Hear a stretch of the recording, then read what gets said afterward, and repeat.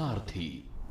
नमस्कार, आप सभी का स्वागत है उत्तराखंड के बुलेटिन में। मैं हूं श्रेयांश अवस्थी और आप देख रहे हैं के न्यूज। शुरू करते हैं खबरों का सिलसिला। इससे पहले देख लेते कुछ अहम सुर्खियां। नानक मत्ता गुरुद्वारे में सीएम धामी ने टेका मत्था। बड़ी संख्या में सिख समुदाय के लोग रहे मौजूद। आज अपने पैतृक गांव नगला तराई में करेंगे विश्राम। 23 जुलाई को धामी सरकार के मंत्रिमंडल की बैठक सीएम धामी की अध्यक्षता में होगी कैबिनेट बैठक। कैबिनेट बैठक में सीएम धामी ने ले सकते हैं बड़ा फैसला। डोईवाला ब्लॉक में त्रिस्तरीय पंचायत चुनाव को लेकर आवंटित हुए चुनाव चिन्ह। पंचायत चुनाव के प्रत्याशियों को मिले चुनाव चिन्ह। 2 दिन तक चलेगी चुनाव चिन्ह देने की प्रक्रिया। अब 5 दिन तक डाक कांवड़ यात्रियों की भीड़ से गुलजार होगा बैरागी कैंप। आज से शुरू हुआ आवागमन। 22 जुलाई तक चरम पर रहेगा यह सिलसिला। रामनगर में करणी सेना के शिक्षा मंत्री ने भेजा ज्ञापन। प्राइवेट स्कूलों की मनमानी के खिलाफ करणी सेना का अभियान। गरीब बच्चों को निःशुल्क शिक्षा उपलब्ध कराई जाए। सरकार स्कूलों में हर वर्ष की ड्रेस चेंज करने पर रोक लगे। देहरादून में गंदगी रोकने को मेडिकल कॉलेज की अनोखी पहल। थूक से तंग आकर दीवारों का बदला रंग। धार्मिक चित्रों से थूक पर ब्रेक लगाने की कोशिश। आप देख रहे हैं के न्यूज, खबरों का सारथी।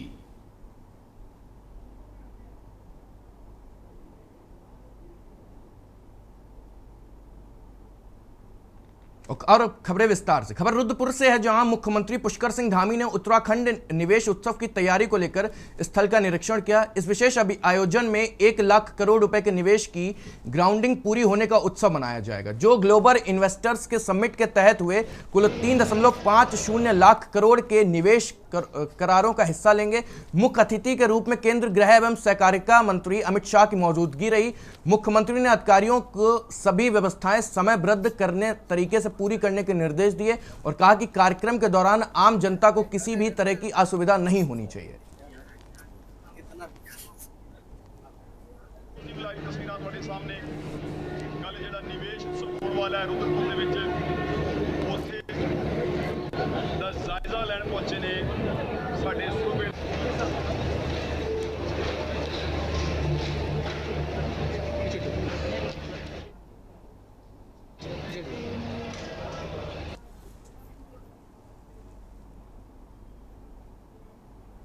खबर देहरादून से इस वक्त की हम आपको बड़ी खबर देहरादून से बता रहे हैं, जहां धामी सरकार के मंत्रिमंडल की 23 जुलाई को होगी बैठक। सचिवालय में सुबह 11 बजे से होगी कैबिनेट बैठक। सीएम धामी की अध्यक्षता में होगी कैबिनेट बैठक। कैबिनेट बैठक में सीएम धामी ले सकते हैं कोई बड़ा फैसला। धामी सरकार के मंत्रिमंडल की 23 जुलाई को होगी बैठक। सचिवालय में सुबह 11 बजे से होगी कैबिनेट बैठक। सीएम धामी की अध्यक्षता में होगी कैबिनेट बैठक। कैबिनेट बैठक में सीएम धामी ले सकते हैं कोई बड़ा फैसला। धामी सरकार के मंत्रिमंडल की 23 जुलाई को होगी बैठक। सचिवालय में सुबह 11 बजे से होगी कैबिनेट बैठक। सीएम धामी की अध्यक्षता में हुई कैबिनेट बैठक। कैबिनेट बैठक में सीएम धामी ले सकते हैं कोई बड़ा फैसला।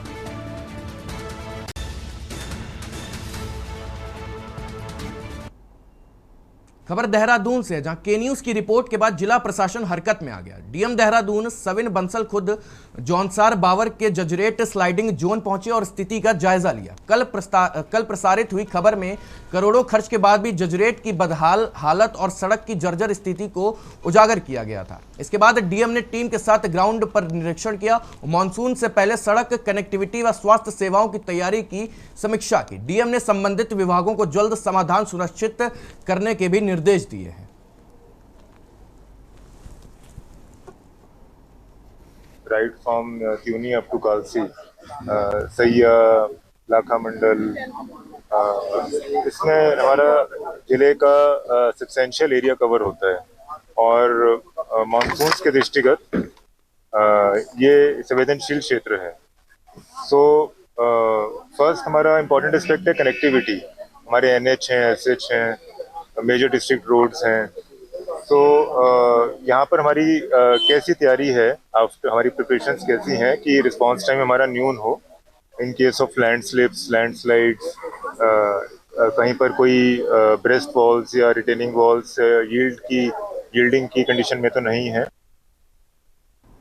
खबर हरिद्वार से, जहां कांवड़ मेले के बाद हरिद्वार का जिला चिकित्सालय पूरी तरह से रूप में नजर आया है। डीएम मयूर दीक्षित ने निरीक्षण के बाद बताया कि अस्पताल ही मौजूदा इमारत जर्जर हो चुकी है और भविष्य की जरूरतों को देखते हुए अब नए सिरे से निर्माण किया जाएगा। नवनिर्माण के दौरान इमरजेंसी सेवाएं, अत्याधुनिक सुविधाएं और अस्पताल की क्षमता बढ़ाई जाएगी। निर्माण के समय आम जनता को अब सुविधा ना हो, इसके लिए सेवाएं मेला अस्पताल और महिला अस्पताल में शिफ्ट की जाएगी। प्रशासन का दावा है कि स्वास्थ्य सुविधाओं में यह बदलाव ऐतिहासिक साबित होगा।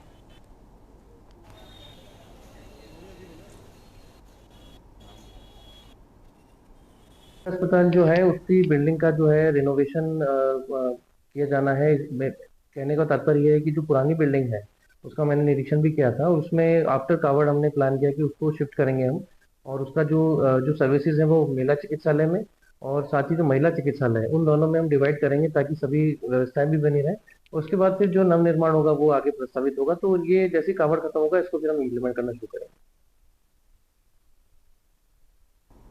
खबर ऋषिकेश से, जहां नीलकंठ महादेव मार्ग पर कांवड़ यात्रा के दौरान शिव भक्तों का स्वागत फूलों की वर्षा और जयकारों के साथ हुआ। पुलिस कप्तान आयुष अग्रवाल ने क्षेत्र में कांवड़ियों पर पुष्प वर्षा कर यात्रियों को शुभकामनाएं दी। इस अवसर पर लॉयंस क्लब पदाधिकारी भी मौजूद रहे। टिहरी एसएसपी ने मेला क्षेत्र का निरीक्षण कर ड्यूटी पॉइंट्स पर तैनात पुलिसकर्मी का उत्साह बढ़ाया। श्रद्धालुओं को प्रसाद वितरण करते हुए हर हर महादेव और बम बम भोले के जयकारे भी लगाए। नन्हे कांवड़ियों का स्वागत कर विशेष आकर्षण बने। पुलिस कप्तान ने भक्तों से तीर्थ नगरी का मर्यादा बनाए रखने की भी अपील की है।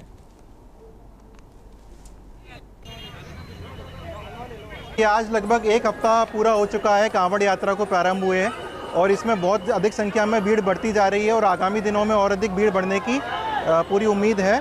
तो इसको देखते हुए आज जितनी भी हमारी ड्यूटीज़ लगी हुई हैं कांवड़ में टिहरी पुलिस की तरफ से, उन सभी को चेक किया गया है। हमारा जो चंद्रभागा है, कैलाश गेट है, जानकी पुल पार्किंग है, जितने भी घाट्स हैं हमारे, पीडब्ल्यूडी तरह सभी ड्यूटी पॉइंट्स को चेक किया गया है।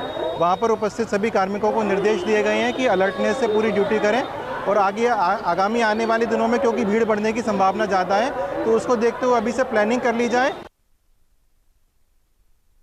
खबर नैनीताल से है, जहां उत्तराखंड हाईकोर्ट ने ग्राम सभा फिरोजपुर मानपुर काशीपुर निवासी नेहा गौतम के नामांकन निरस्त करने के आदेश पर रोक लगा दी। कोर्ट ने सुनवाई के बाद उन्हें चुनाव में भाग लेने की अनुमति दे दी गई है। नेहा गौतम ने याचिका में कहा कि रिटर्निंग अधिकारी ने उनका नामांकन इस आधार पर खारिज किया था कि उनकी मां वन विभाग की भूमि पर अतिक्रमणकारी है। जवाब नेहा ने स्पष्ट किया कि वह विवाहित हैं, ससुराल में रहती हैं और उनकी मां के खिलाफ ना कोई नोटिस जारी हुआ, ना ही कोई कोर्ट की कार्रवाई हुई। कोर्ट के खंडपीठ ने मामले की गंभीरता को मानते हुए नामांकन रद्द करने पर अंतरिम रोक लगा दी गई है। नेहा गौतम एक प्रत्याशी मानपुर में, जिनका पर्चा इस आधार पर खारिज कर दिया था कि उनकी माता जी के खिलाफ अतिक्रमण का, फॉरेस्ट लैंड का आरोप है। लेकिन कोर्ट में ये सबमिशन रखा गया कि उनकी माता के खिलाफ भी कोई नोटिस या कोई भी कार्यवाही नहीं है और जिस कारण, और मैरिड लेडी है तो अपने मैट्रिमोनियल होम में रहती है, ना कि माता पिता के साथ। तो उसमें आरोप की तरफ से आपत्ति ये थी कि जब भी अपने मायके जाती हैं तो ये अपने माता पिता के साथ रहती हैं जिनके ऊपर एनक्रोचमेंट का आरोप है। तो कोर्ट ने इलेक्शन कमीशन के इस तर्क को स्वीकार नहीं किया और अंतरिम राहत प्रदान कर दी, उनका पर्चा एक्सेप्ट करने के आदेश दिए। खबर हरिद्वार से, जहां रावली महदूद गांव की हालत नाराकिए बन चुकी है। नालों में गंदगी, सड़कों पर फैली कीचड़ और ठप पड़ी सफाई व्यवस्था ने लोगों की जिंदगी मुश्किल कर दी है। स्कूली बच्चों से लेकर बुजुर्ग तक इसी बदहाल रास्ते से रोज गुजरने को मजबूर हैं। ग्रामीणों का आरोप है कि ठेकेदार सिर्फ कागजी काम में व्यस्त है, जबकि जमीनी हालत जस से तस बनी हुई है। मुख्य विकास अधिकारी आकांक्षा कोंडे ने स्थिति की गंभीरता को मानते हुए जिला पंचायत को निर्देश दिए। उन्होंने कहा है कि जल्द बैठक कर ठोस समाधान निकाला जाएगा और वीडियो से रिपोर्ट मांगकर तत्काल कार्रवाई की जाएगी। इसमें जो भी हमारे जल भराव की समस्या आ रही है उधर मैंने वीडियो साहब को निर्देश कर दिया है और जो जिला पंचायत है उनको भी निर्देश कर दिया है। उनके साथ एक बार बैठ के हम लोग मीटिंग कर लेंगे और क्या समाधान निकाला जा सकता है उस पर जरूर से जरूर तुरंत कार्रवाई करेंगे। देखिए, बहुत गंभीर विषय है। अगर स्कूल में बच्चों को स्कूल जाने में परेशानी हो रही है, इसीलिए जैसे मैंने पहले बताया, इसमें तत्काल आज ही हमारे वीडियो साहब निरीक्षण कर लेंगे और उसके उपरांत जो भी निराकरण उनके द्वारा प्रस्तुत किया जाएगा उसमें तत्काल हम लोग कोशिश करेंगे कि कार्रवाई कर लें। खबर देहरादून से जिला अधिकारी सविन बंसल ने वर्षाकाल के बीच चक्राता के दुर्गम क्षेत्रों का निरीक्षण कर जमीनी हालत का जायजा लिया। सड़कों को पहाड़ की लाइफलाइन बताते हुए डीएम ने इन्हें हालात के दुरुस्त रखने के निर्देश दिए। जजुरेट क्षेत्र में रॉक फॉल बैरियर निर्माण को लेकर डीएम ने आपदा प्रबंधन अधिनियम की विशेष शक्तियों का प्रयोग करते हुए मौके पर ही डीपीआर तैयार कर अनुमति दे दी। धुएरा, जड़वाला और हैया क्षेत्रों में सुधारीकरण कार्यों के लिए डीएम ने मौके पर ही 10 लाख की आपदा निधि स्वीकृत की है। पाटा गांव में हुए भू धसाव को गंभीरता से लेते हुए जिला अधिकारी से तत्काल जियोलॉजिकल सर्वे के आदेश दिए और कहा है कि पार्टी का ट्रीटमेंट कराया जाएगा। पुनर्निवास की विकल्प भी तैयार किया गया। जिला प्रशासन की यह मानसून पर लोगों की राहत पहुंचाने की दिशा में एक अहम कदम माना जा रहा है।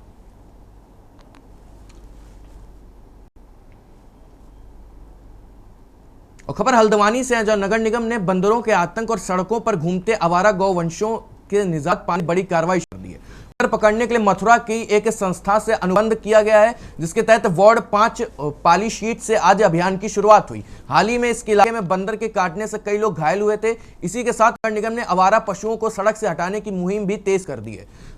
हल्दू चौड़ में एक नए गौशाला की निर्माण किया जा रहा है, जहां अगस्त के अंत तक शेड तैयार कर सभी गौवंशों को वहां शिफ्ट किया जाएगा। इस कदम ने सड़क हादसों में कमी आने की भी उम्मीद है।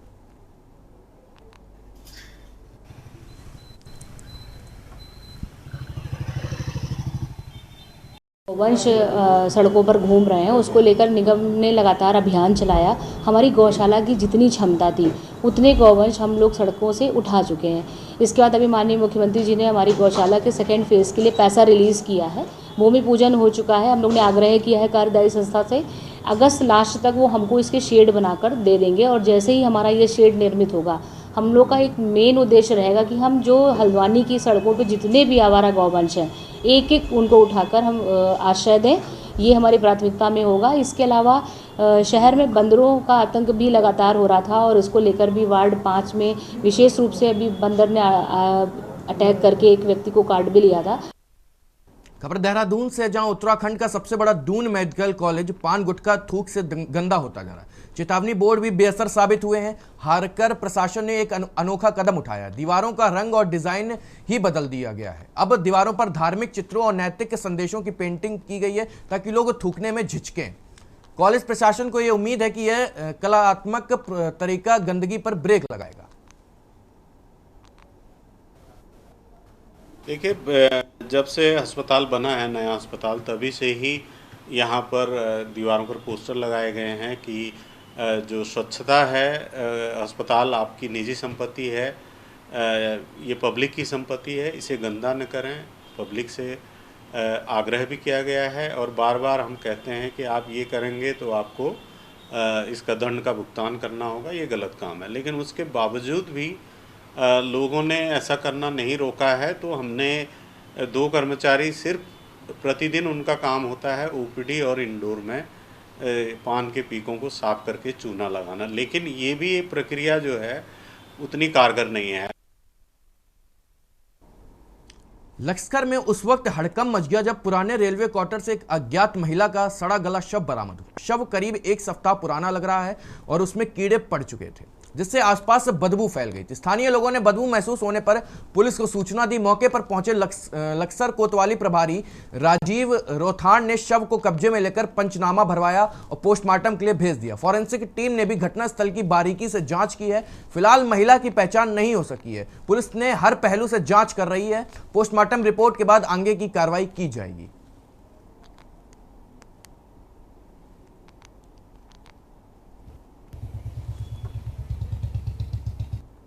फिलहाल वक्त हो चला एक छोटे से ब्रेक का, जल्दी लौटेंगे। आप देखते रहिए के न्यूज इंडिया। ब्रेक के बाद आप सभी का स्वागत है। खबर रामनगर से, जहां भीषण गर्मी का असर इंसानों के साथ साथ वन्य जीवों पर भी देखने को मिल रहा है। गर्मी से बेहाल सांप आबादी की ओर रुख करने लगे हैं। इसी को देखते हुए कॉर्बेट प्रशासन, वन विभाग और सेवा the snake fund wild life welfare society ने संयुक्त अभियान चलाकर सिर्फ 2 दिन में 51 सांपों को सुरक्षित रेस्क्यू कर जंगल में छोड़ा। इस रेस्क्यू अभियान में 14 कोबरा, 2 पाइथन, 26 रेड स्नेक, घोड़ा पछाड़, 3 करैत, 1 कुकरी, 1 चिकिल, 1 गुल्फ स्नेक और 1 ब्राउन वेग, 1 फॉरस्टेन केट स्नेक सहित कई अन्य प्रजातियों को भी बचाया गया। अभियान का नेतृत्व तराई पश्चिमी के एसडीओ मनीष जोशी, रेंज अधिकारी धर्मांध सुनाल और वन दरोगा वीरेंद्र पांडे के निर्देशन में किया गया। सर्प विशेषज्ञ चंद्रसेन कश्यप की अगुवाई में सोसाइटी की टीम दिन रात सक्रिय है। विक्की कश्यप ने लोगों से अपील की है कि अगर किसी घर या खेत में सांप दिखाई देते हैं तो उन्हें मारे नहीं बल्कि तुरंत वन विभाग या संस्थान को सूचित किया जाए। इस मौके पर मनोज कुमार, आमिर खान और कमलेश कुमार, किशन अर्जुन कश्यप समेत कई सदस्य मौजूद रहे और लगातार अभियान अभी भी जारी है। देवों के देव महादेव के पावन अवसर पर कांवड़ यात्रा के दौरान बाबा केदारनाथ मंदिर को लेकर उत्तर प्रदेश से लेकर उत्तराखंड तक विरोध शुरू हो गया है। आपको बताते चलें कि समाजवादी पार्टी के मुखिया और यूपी के पूर्व मुख्यमंत्री अखिलेश यादव इटावा में एक भव्य शिव मंदिर का निर्माण करवा रहे हैं। यह मंदिर केदारनाथ धाम की तर्ज पर बनाया जा रहा है और इस केदारेश्वर मंदिर नाम दिया जा रहा है। महाशिवरात्रि के अवसर पर अखिलेश यादव ने इस मंदिर की एक झलक अपने सोशल मीडिया अकाउंट पर साझा दी, जिससे यह मंदिर सुर्खियों में आ गया। महाशिवरात्रि के मौके पर समाजवादी पार्टी के वरिष्ठ नेता प्रोफेसर राम गोपाल यादव और अखिलेश यादव के चचेरे भाई अंशुल यादव अपनी पत्नी के साथ मंदिर पहुंचे। उन्होंने भगवान शिव का जलाभिषेक किया और हवन पूजन में भी भाग लिया। यह धार्मिक अनुष्ठान विशेष रूप से तमिलनाडु से आए पुजारियों द्वारा संपन्न कराया गया। इटावा सफारी पार्क के सामने बन रहे इस मंदिर में महाशिवरात्रि के अवसर पर श्रद्धालुओं की भारी भीड़ उमड़ रही है। मंदिरों में सुबह से ही कांवड़ियों का तांता लग रहा है, जिन्होंने भगवान शिव का जलाभिषेक किया। अब देवभूमि में इटावा के केदारनाथ मंदिर की प्रकृति बनाने और इससे मिलते जुलते नाम रखने से उत्तराखंड सरकार कर कई सवाल खड़े उठ रहे हैं। पूर्व में दिल्ली में श्री केदारनाथ धाम के नाम से एक मंदिर बनाने पर हुए विवाद के बाद प्रदेश सरकार ने दावा किया है कि कैबिनेट बैठक में 4 धामों के नाम पर दुरुपयोग करने वाले के खिलाफ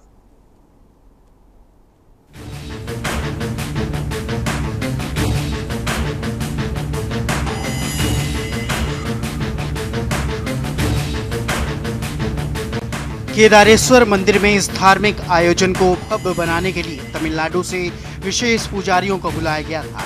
उन्होंने पारंपरिक मंत्रोच्चारण और विधि विधान के साथ पूजा अर्चना करवाई।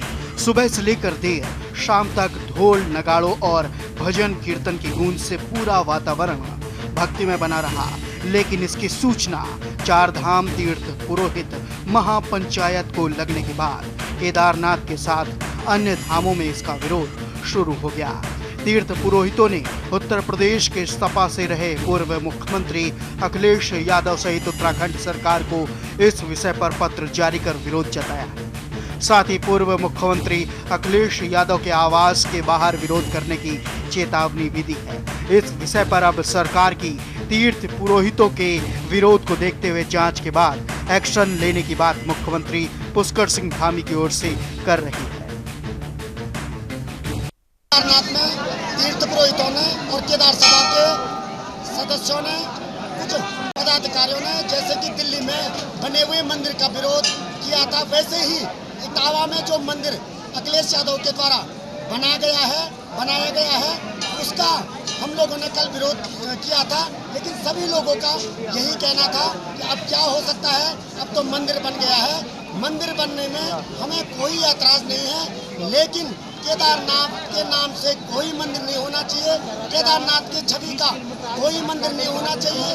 और जितनी भी परंपराएं केदारनाथ से जुड़ी हुई है वो परंपराएं बिल्कुल भी देश के अन्य कहीं भी कोने पे केदारनाथ के अलावा दूसरा मंदिर हम चाहते हैं नहीं होना चाहिए। उत्तराखंड से 4 धामों के नाम का प्रयोग या इसकी प्रतिकृति का उपयोग या इसके नाम से ट्रस्ट बनाए जाने को लेकर समय समय पर सवाल उठते रहे हैं और हमने मुख्यमंत्री जी को भी इस संदर्भ में कई बार ज्ञापन दिए, हमारी वार्ता भी हुई और इसी क्रम में जो है मुख्यमंत्री के द्वारा जो है कैबिनेट से प्रस्ताव पारित किया गया था, जिसमें उत्तराखंड से 4 धामों के प्रयोग नाम के उपयोग पे या यहाँ की जो मंदिरों की प्रतिकृति है उस पर यह ट्रस्ट बनाए जाने को लेकर प्रस्ताव भी पारित किया गया था।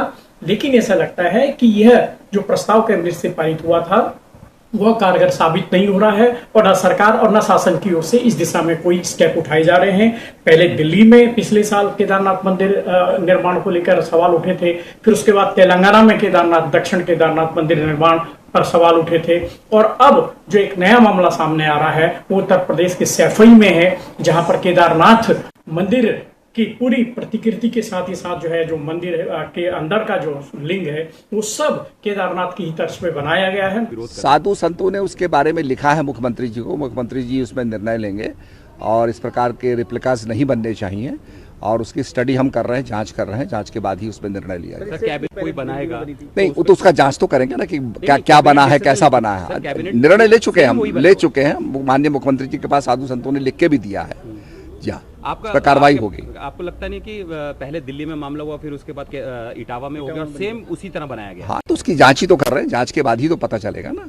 डुप्लीकेट केदारेश्वर मंदिर की खास बात, लोहन्ना चौराहे से ग्वालियर हाईवे पर लॉयन सफारी के सामने 2 एकड़ में निर्माण।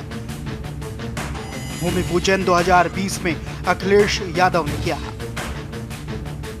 विशेष स्थान शिव शक्ति अक्ष रेखा पर स्थित, जहां देश के प्रमुख 8 शिव मंदिर भी बने हैं। डिजाइन उत्तराखंड के केदारनाथ मंदिर की तर्ज पर बनाया जा रहा। निर्माणकर्ता मदुरै और कन्याकुमारी के वही शिल्पकार जिन्होंने तिरुवल्लुपुर की प्रतिमा बनाई थी। शिल्पकारों की टीम 50 शिल्पकार इटावा में, 300 कारीगर तमिलनाडु में काम कर रहे हैं। लागत अब तक अनुमानित लागत 50 से 55 करोड़। ऊंचाई, मंदिर की ऊंचाई 72 फीट होगी। 7 फीट की शालिग्राम शिला स्थापित। भूकंप रोधी निर्माण, परंपरागत तकनीक से बना, प्राकृतिक आपदाओं से सुरक्षित।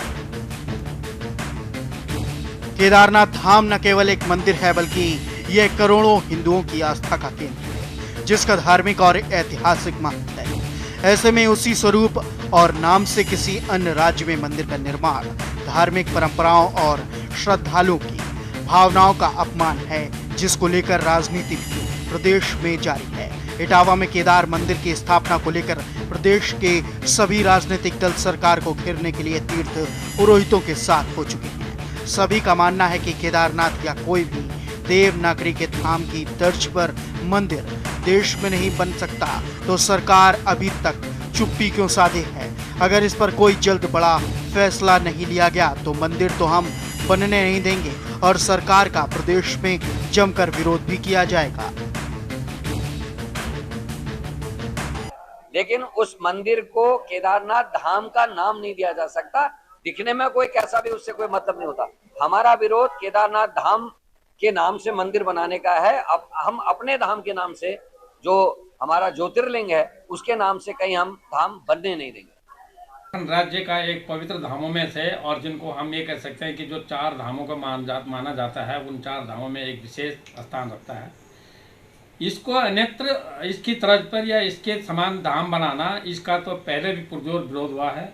बुराड़ी में खुद मुख्यमंत्री जी द्वारा वहाँ से शिलान्यास करा करके केदारनाथ से वहाँ ले जा करके धाम बनाने का बहुत विरोध हुआ था। लेकिन यहाँ पर एक बात थोड़ा समझने की होगी, अगर वो मंदिर बन रहा है और उसकी तरफ मंदिर बन रहा है तो ये मंदिर कहीं भी बन सकता है, ये तो आस्था है और इसको कोई कहीं भी बना सकता है। लेकिन जहाँ तक धाम का सवाल है, अगर धाम बनने पर इसका न केवल पंडित पुरोहित बल्कि समस्त उत्तराखंड की जनता इसका विरोध करेगी। देखिए, मैं ये कहना चाहूँगी कि अखिलेश यादव पूरी तरीके से इंडी गठबंधन में गठजोड़ के साथ रह रहे हैं, तो उनकी जो मानसिकता है वो निश्चित तौर पर कांग्रेसियों की मानसिकता से पूरी तरीके से मेल खाती हुई है। तो जिस प्रकार से यहाँ पर दिल्ली में जो वाकया हुआ था, उसको लेकर जो मनगढ़ंत बातें कांग्रेसियों ने करी मंदिर को लेकर, अब वो सभी कांग्रेसी अपने मुंह पर फेविकोल की बोतल लगाकर क्यों चुप बैठे हैं? क्या इसको ये माना जाए कि अपने गठबंधन को ना टूट जाने के डर से वो यहाँ पर राजनीतिक रोटी नहीं सेक पा रहे हैं? तो इससे साफ साबित होता है, जिस प्रकार से विपक्ष इस बात से पूरी तरीके से चुप है, उससे ये साबित हो सकता है कि जहाँ पर राजनीतिक रोटी सेकी जाती है, उसी जगह पर विपक्ष थोड़ा बहुत शब्द बोलने को आगे आता है। लेकिन जो सही में जिस जगह बोलना चाहिए, उस जगह वो पूरी तरीके से फेविकोल की बोतल को गटक कर बैठ जाते हैं। इससे ये साबित होता है कि वो पूरी तरीके से भ्रष्टाचारियों के साथ, नकलबाजों के साथ और बेचारा घोटाले वालों के साथ पूरी तरीके से लिप्त। आपको बता दें, ये कोई केदारनाथ मंदिर बनने को लेकर पहला विवाद नहीं है। इससे पहले भी दिल्ली में केदारनाथ मंदिर के भूमि पूजन के बाद कई जगह से साधु संतों ने विरोध किया है। यहाँ तक कि शंकराचार्य स्वामी अविमुक्तेश्वरानंद ने भी इसकी आलोचना की है और धामी सरकार ने भी पूर्व में दिल्ली में श्री केदारनाथ धाम के नाम से मंदिर बनाने पर हुए विवाद के बाद प्रदेश सरकार ने दावा किया था कि कैबिनेट बैठक में 4 धामों के नाम का दुरुपयोग करने वालों के खिलाफ कड़ी कार्रवाई करने संबंधी प्रस्ताव पारित किया गया है। दरअसल दिल्ली में इस मंदिर का निर्माण केदारनाथ धाम ट्रस्ट दिल्ली के जरिए करवाया जा रहा है। ये विवाद ऐसे समय में सामने आया है जब देश भर में धार्मिक प्रतीकों और परंपराओं को लेकर लोगों की संवेदनशीलता लगातार बढ़ रही है। अब देखना होगा कि योगी सरकार और बीकेटीसी के इस मुद्दे पर क्या रुख अपनाते हैं। Uttarakhand desk report. फिलहाल उत्तराखंड के बुलेटिन में मेरे साथ इतना ही। आप देखते रहिए के न्यूज इंडिया। आप देख रहे हैं के न्यूज, खबरों का सारथी।